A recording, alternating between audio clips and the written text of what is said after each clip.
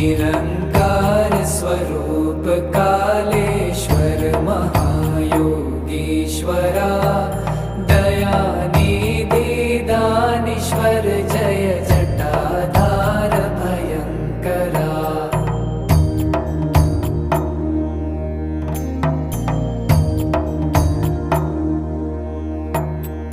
शूलपाणी त्रिशूलधारी औगणी बाघंबरी जय महेश त्रिलोचनाय विश्वनाथ विशंभरा।